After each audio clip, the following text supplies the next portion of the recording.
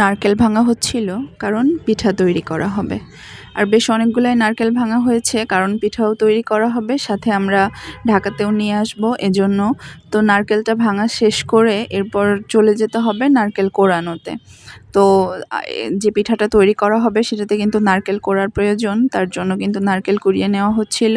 তো তারপর একটা পাতিলে চিনি, নারকেল আর 2-3টা এলাচ দিয়ে এইভাবে নাড়তে হবে।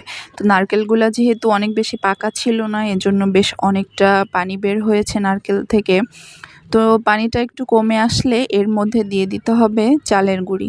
আর এই চালের গুঁড়িটা অবশ্যই শুকনা চালের গুঁড়ি হতে হবে, অর্থাৎ ভেজা চালের গুঁড়ি দিলে কিন্তু হবে না। একদম রোদে যে চালের গুঁড়িটা খুব মানে শুকানো থাকে সেটাই দিতে হবে। তো সেটা দিয়ে আমরা যেভাবে আটা তৈরি করি রুটির জন্য সেইভাবে যে নারকেলের সঙ্গে মিলিয়ে নিতে হবে।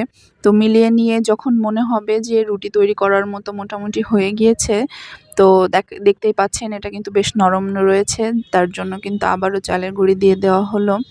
তো দিয়ে খুব ভালোভাবে নাড়িয়ে চাড়িয়ে সব জায়গায় নারকেলের সাথে মাখিয়ে নিতে হবে। তারপর চুলা থেকে আপনারা বুঝতেই পারবেন যে শক্ত হয়ে গিয়েছে, দেখতে পাচ্ছেন কেমন পর্যায়ে আছে।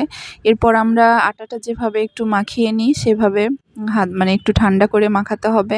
তারপরে যে দেখতে পাচ্ছেন একটা ছাঁচের মতো, এটা এখন অ্যাভেলেবেল অনেক প্রকারেরটাই পাওয়া যায় অনেক দোকানেই, বাট তখন এটা ছিল না। এটা অনেক বছর আগের সিমেন্ট দিয়ে বানানো ছিল। দেখতে পাচ্ছেন একটা ভাঙা, সেটাকে আবার সিমেন্ট দিয়ে জোড়া দেওয়া হয়েছে। তো এটা একটা পাতা শেপ ছিল, তো পাতার মতো করে এইভাবে শেপ করে নিতে হবে। আর হচ্ছে এটা কিন্তু খুব বেশি মোটা করা যাবে না, কারণ এই পিঠাটাকে পরবর্তীতে ভাজতে হবে। আর মোটা করলে পিঠাটা কিন্তু মচমচে হবে না বা ভিতরের ভাজাটা সুন্দর হবে না। তো দেখতে পাচ্ছেন কড়াই দিয়ে দেওয়া হয়েছে, তেল গরম করে ডুবো তেলে পিঠাগুলোকে ভেজে তুলে নিলেই তৈরি হয়ে যাবে মজাদার পিঠা।